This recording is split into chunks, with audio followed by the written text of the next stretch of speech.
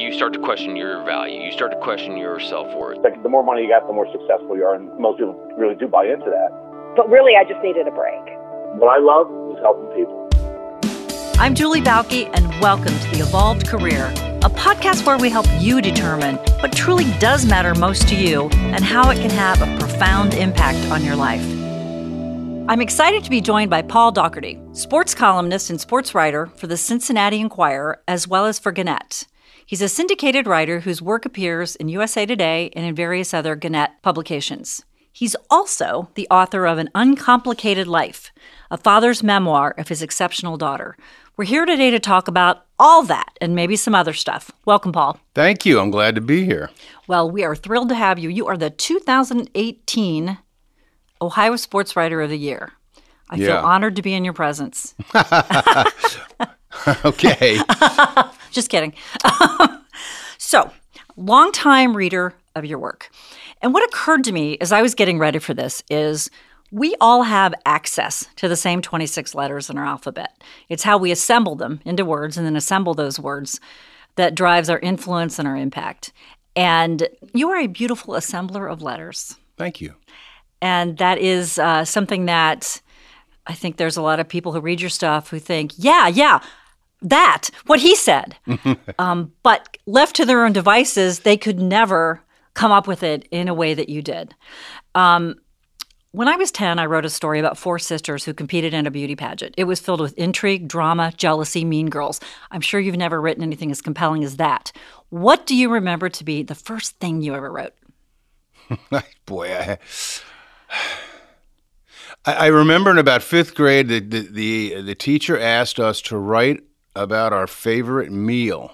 Oh. Believe it or not. For a fifth grade boy, that's... Yeah, give us your favorite meal, and I think I went with steak and iced tea. Okay. So there you go. From such humble beginnings doth greatness flow, right? Did you get an A? I don't remember. I think I got a check mark or a very good, right? When and who did someone first recognize that you were a better than average writer? I don't know. I haven't had a lot of people do that over the years, except people that hired me, fortunately. Probably high school, I was the proverbial sports editor of the high school newspaper, and I wrote things that were a little different from what everybody else was writing, and she essentially said, well, you got a future in this business, kid. And at the time, I'm 16, and all I could think about was Friday night, so it didn't make much of an impression on me at the time. Yeah, I don't think we think too much about the future in our careers when we're in high school, as much as our parents want us to. Right. And as much as people say, what do you want to be when you grow up? We come up with some pat answer and hope that shuts up the adult. Well, I was lucky in that I fell into this, and it's really the only thing I can do, Julie. I mean, I'm serious. I am completely inept when it comes to all things mechanical. I can't fix things.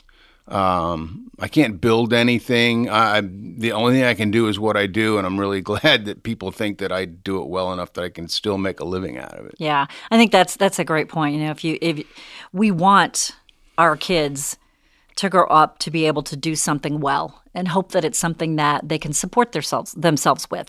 We get so caught up in it has to be something that matches our vision of what we think success is and what we think they ought to be doing. And sometimes it's stuff that we wish we would have done, so we push that down on our kids.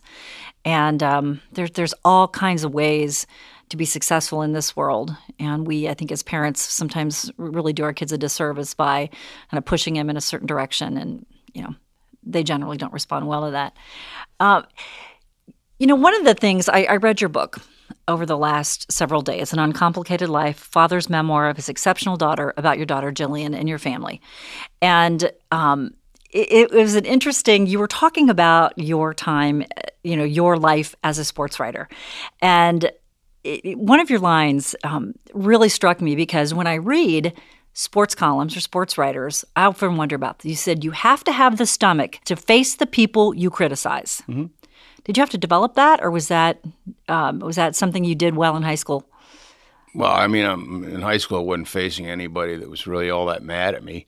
It's like any other skill. It is a developed skill, but you learn quickly, especially when you write opinion, that the people that you cover will respect you a lot more if you show up after you've been critical of them. So I've always tried to make it a point of if I've been critical of a player, or coach, manager, what have you, to be there the very next day if at all possible, And players might not like what you write about them, but if they see that you're there, that makes a difference.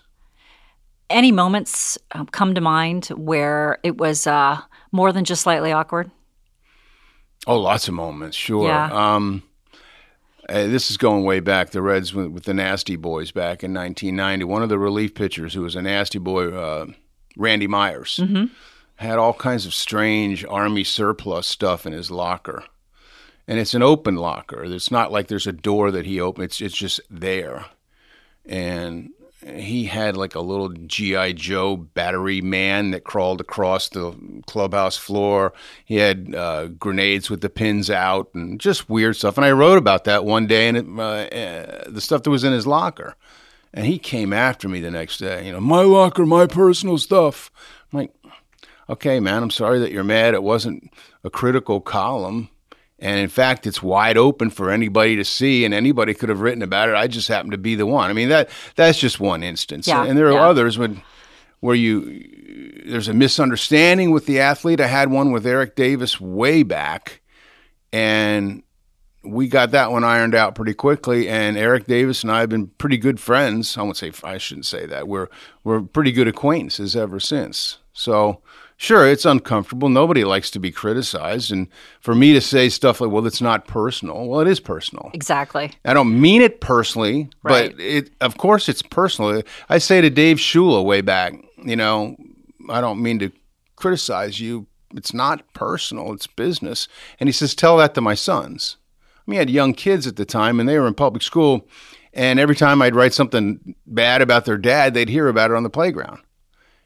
And I've been very, very careful ever since. I'm very mindful ever since of reining it in. Yeah. Picking my spots because of stuff like that. So yeah, it is personal to them. It's their life. Any column that you've written in retrospect you regret or wish you could have a do-over on? I hate to say no. There have been a few. I hang curveballs just like everybody else. And I'm sure there have been a few where I was just flat out wrong. And maybe in the course of this conversation, I'll be able to think of one. It makes it sound like, I've done that. But it has happened. And the best you can do is apologize and move on. Yeah. We all make mistakes, obviously, in our careers. But when you make mistakes, and even when you believe that you're telling the truth, you're being honest, you're calling them like you see them, there's no shortage of people who are ready to tell you that you were wrong. Well, especially in the age of social media. Right. It's really wonderful every morning waking up to Twitter and Facebook telling me what a jerk I am. I've stopped reading Twitter pretty much. Have you? I post only rarely, and I never read the comments because it's not a forum that I especially appreciate. Yeah. And I get it on Facebook too, and that's fine. You develop a really thick skin really quickly doing what I do. Yeah. Oh, you must. So on the topic of social media, it's interesting. You and I are Facebook friends, and I get a kick out of how many people tell you to stick to sports. Yeah. When you post on politics. And people don't say, Jane, stick to cutting hair, or Bob, stick to accounting. Mm-hmm. But they're very quick to say, stick to writing about sports, like you are this one-dimensional person who isn't allowed to have an opinion outside of sports. Why do you think you get that reaction? I don't know, maybe because I work in the toy department of the newspaper. I've asked myself that a lot. I do a blog 4 times a week, The Morning Line, on Cincinnati.com. And I think it was the first one at the paper to start the blog back in February of 2006. But anyway, it's kind of evolved to something that is mostly about sports most of the time. But it's because it's my blog, I write about stuff that I'm interested in, and I'm not always interested in what do you think how the Reds are going to do this year. I have no idea. If I knew that, I'd go to Las Vegas now. But so I write about movies. I write about drinking beer, smoking cigars, television, hanging out with my family, road trips, music, and occasionally politics. and people tell me to stick to sports. And when I write back, I ask them what they do. Right. What do you do? And somebody says, well, I sell insurance. Well, why don't you stick to that? Yeah, exactly. I don't understand why being a sports writer eliminates me from having political opinions. Exactly, yes. And I don't express them very often, believe it or not, especially in a sports-like forum like that. But I have them. Everybody does, and everybody's entitled to his or her opinion. To share them or not. And that's an individual decision. It's so interesting to me to read that, because I think some of the people I know, I'm like, wow, so if you have a visible position writing about something that isn't politics equals shut up. You're not smart enough to understand the complexities of the situation. Drives me crazy. Yes. You in one of the bios I read on you online said, I'm a nationally acclaimed sports columnist and activist for people with disabilities. When did you truly embrace that tag as activists for people with disabilities? I didn't really embrace it. It was kind of bestowed. Okay. I mean, in the course of writing the book on Jillian, and especially in promoting it, going around the country and speaking to various groups, organizations, it kind of just became a part of me. I'm not by nature an activist. I'm not. I often tell people I am judgmental only in print. Really, I'm one of the least judgmental people you'll ever meet, except when it comes to my job. I'm able to separate the two. So but it just sort of evolved. You speak at the National Down Syndrome conventions. You have a national audience, and they say, you're good at this, keep doing it, fight the good fight. And honestly, it helped me promote the book. We sold a lot of books because of my quote-unquote activism. So it kind of just evolved in that fashion. And when you live with someone, when that someone is a member of your immediate family, you understand what's going on. And when you see opinions that don't really reflect what's going on, I'm naturally that way anyway because of my job and my nature. I react. I mean, there was a Washington Post column maybe a year and a half ago that somebody has just recently resurrected, and we're going through this all again, where the columnist suggested that what was Iceland was doing is a great idea, which is essentially eugenics. If you're diagnosed with a child with a disability when you're pregnant, it's great. You should just go right ahead and abort that child. And the columnist didn't have any children with Down syndrome, didn't really know anybody that had children or relatives with Down syndrome, and it was not the right thing. So I spoke out on that, and I still react to various things. Betsy DeVos pisses me off because of the way she deals with people with disabilities and education. So long answer, short question. It just kind of evolved, and I didn't ask for it, and it just sort of got thrust upon me. When you're speaking on this topic or writing on this topic, do people ever tell you to stick to sports? On this particular topic, no. Thank goodness. I don't know what I would do if they exactly. did. Yeah, we don't want to see. It wouldn't be fun. So your ability to assemble letters into words, you use it differently. I mean, this way, that's your gift. Now, you said, Jillian is born. Your wife, Carrie, is committed her life and her efforts and really feels like she came to this moment to be Jillian's mom and to advocate for her. You said, work defined me. I couldn't imagine forsaking my career to raise a child. As I read this book, I thought, you know what? You didn't forsake your career, but you expanded your career in how you use your gifts. And you were so involved in raising this child. And some of my favorite moments where I really sort of went from crying to ugly crying were those father-daughter moments that really are or should be happening in every household, regardless if the child is typical or not. Those were the most beautiful moments. And so when, work defined me. And the word defined is used in past tense there. Has how you look at work in your life changed? In other words, would you still say that work defines you? No. That's a really good question. As we get older, our priorities change. Our way of looking at the world changes. We realize life is much more gray than black and white. But on the other hand, when you're younger, that's when you really need to establish your career and establish your name and get that stuff going. And that does take a lot of time. And if you have any kind of ambition at all, you have to put other things second. It sounds crazy and selfish, and maybe it is. But that was when I was in my 20s and 30s, and we still had money to travel in the newspaper business, and I was going to every big event in the world. And, I'd be home for a week and out for a week, home for a week, out for a week, and praise to Carrie for putting it all together. She's the brains behind the operation. I just wrote the book. Sure, I've changed a lot, and especially recently, Julie. My dad died last September, and my mother is on the fringes of hospice now. And when your people closest to you start passing away, you start thinking about things a whole lot differently.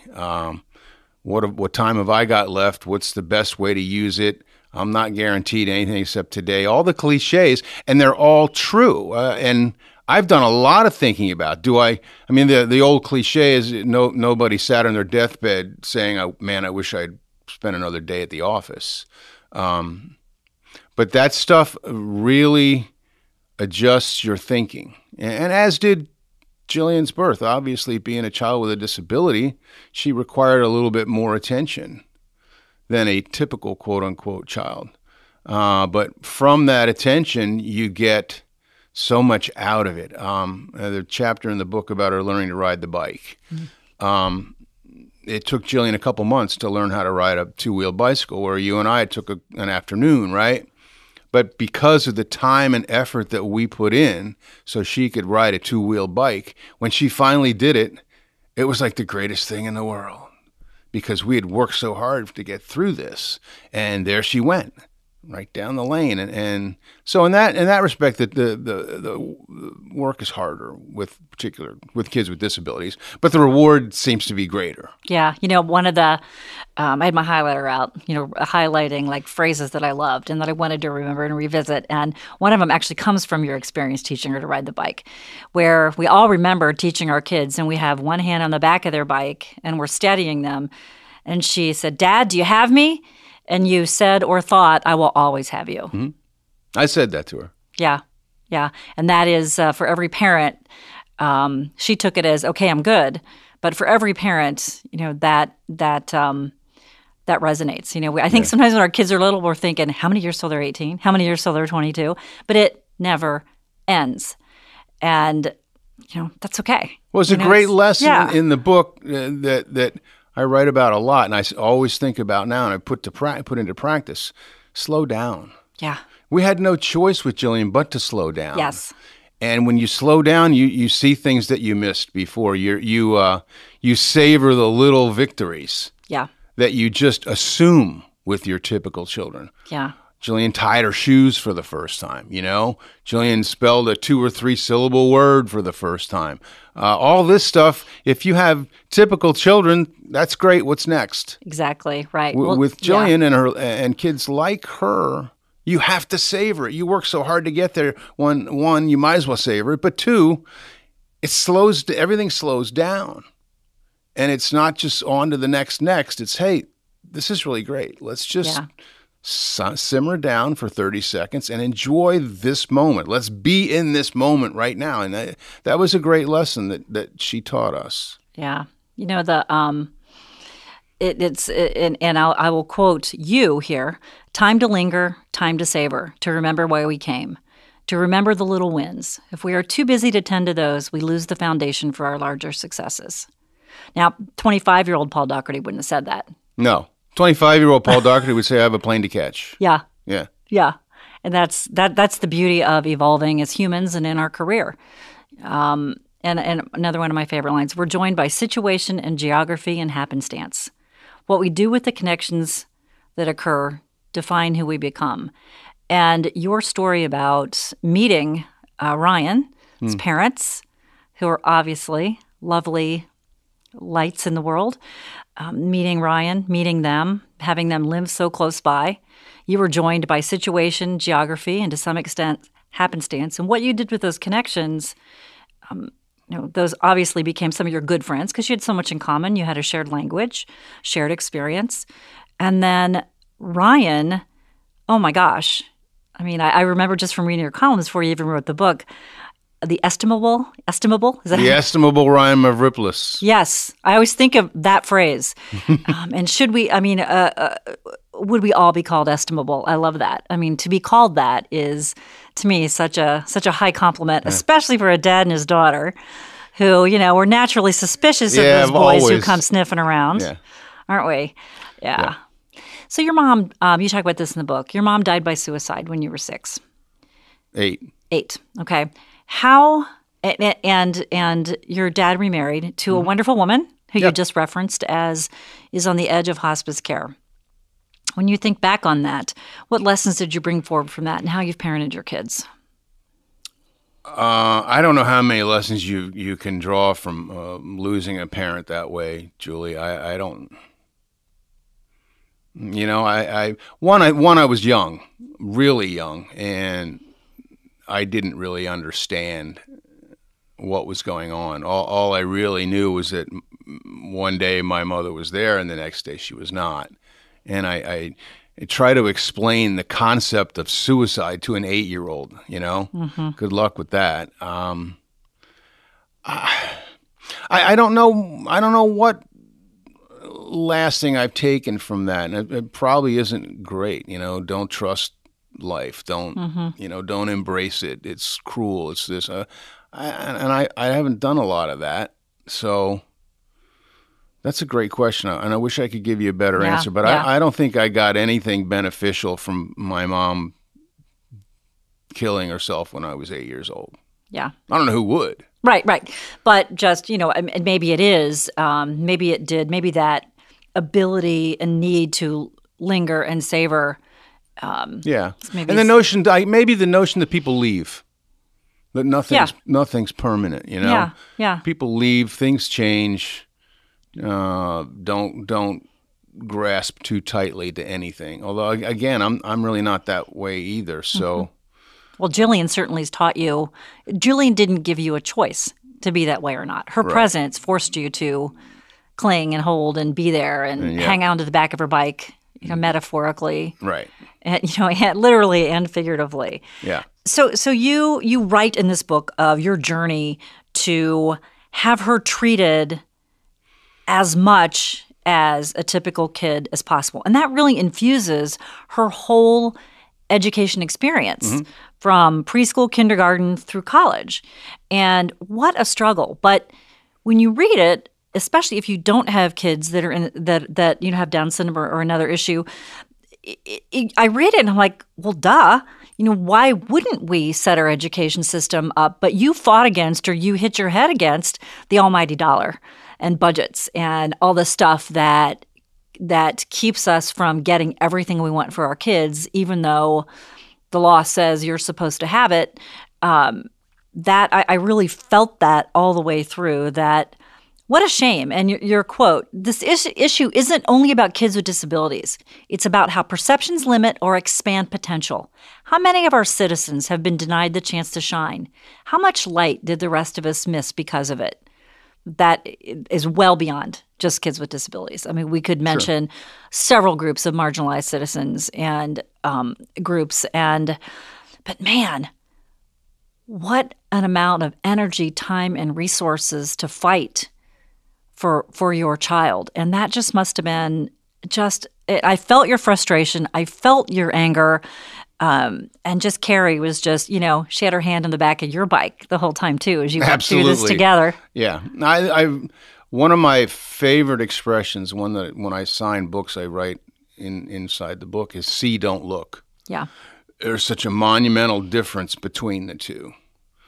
Seeing is active, empathetic, and engaged. Looking is lazy and judgmental.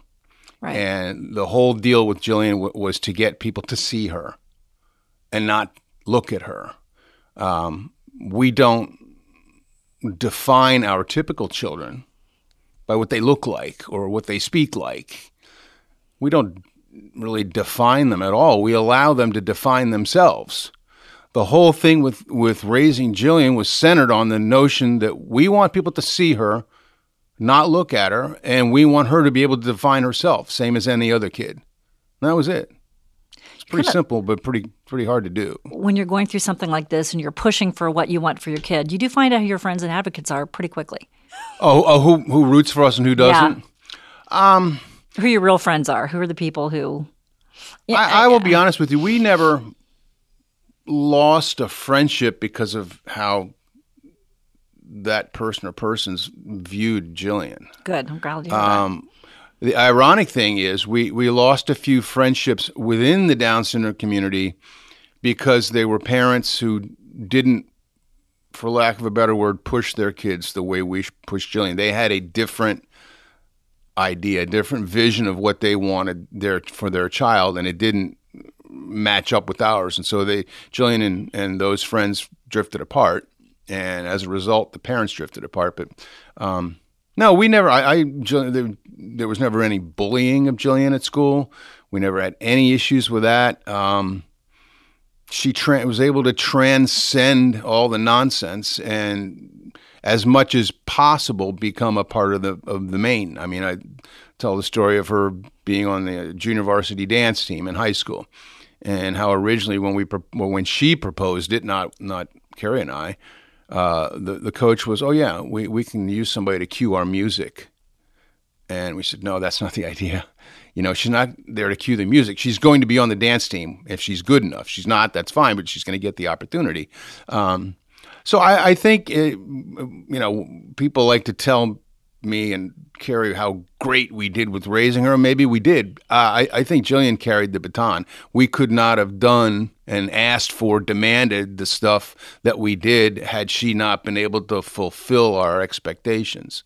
And she always did. Yeah, it's kind of a chicken and an egg. Was she able to fulfill them because you set that bar high? Yeah, but I mean, definitely, if we had asked for all this stuff and gotten it, and Jillian had not taken it and run with it, we would have had no reason to keep asking. Right.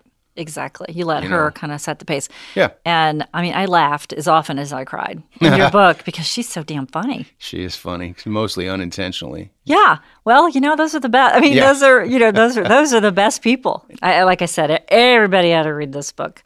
How has being Jillian's dad affected your sports writing? I mean, I guess I could sit here and say, yeah, I'm more understanding of people from different backgrounds, but I like to think that I've always at least tried to be that way. Walk a mile in their shoes, for example. I've been much better at that as I've gotten older. The whole, gray thing, not black and white. I think she nudged that along. When you have a child with a disability, you're just more aware of the need to, if not be sensitive, at least aware that, these are people too. And to see, not look? To see, not look? Yes, they deserve our respect as much as anyone else until they prove otherwise. So I think that's impacted my writing. I mean, I deal with a lot of, obviously, African-American guys, a lot of Latinos. I think I have learned over the years that especially with the Latin guys, they were raised differently. They grew up in a whole different place than I did, oftentimes not in the greatest of situations. So you just have to, you can't just say they're baseball players, therefore. It's like, well, a great example is with a guy like Yasiel Puig, grew up in Cuba, not really being able to express himself all that much.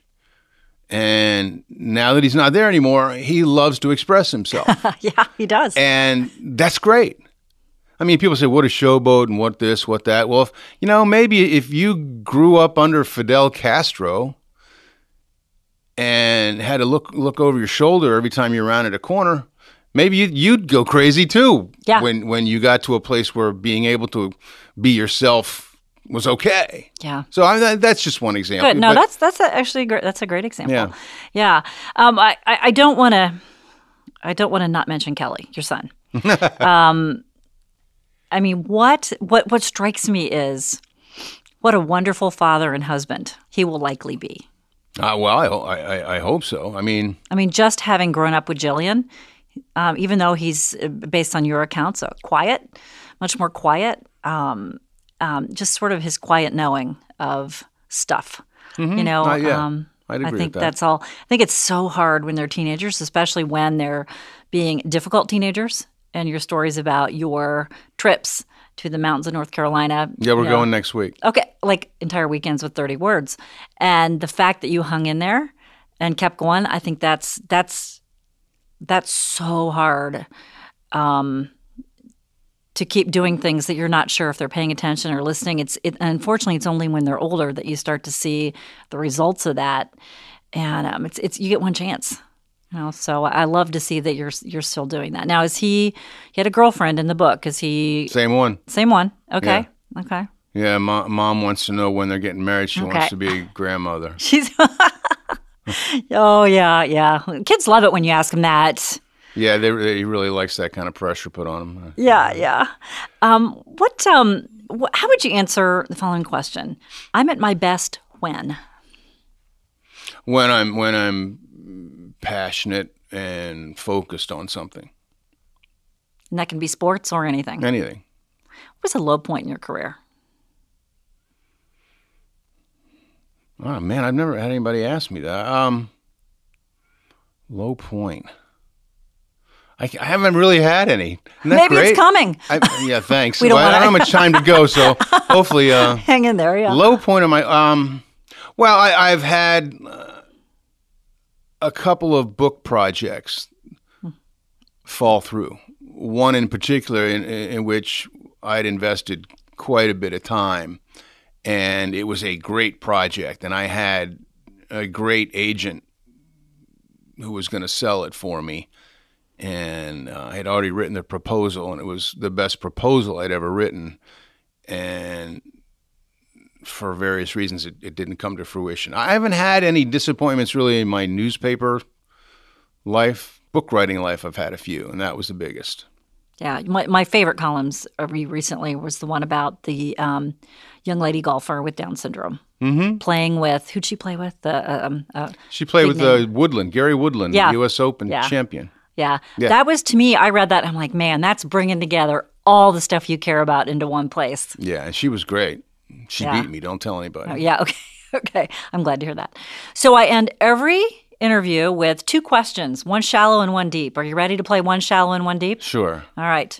What's your weirdest pet peeve? I'm the older I get, the less tolerance I have for inconsiderate people in any way, shape, or form. Anybody who thinks only of themselves in a situation and not of anybody else. So you're less willing to be tolerant of a self-centered person than you have been in the past?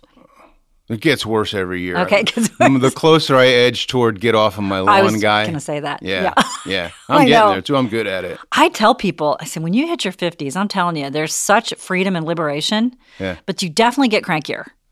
Yeah, you're Well, definitely, my wife would tell you I've been cranky my entire life, and she's probably right. But I'm getting worse, unfortunately. Yeah. So, okay. Next question. What's it mean to have a good life? What's it mean to have a good life? To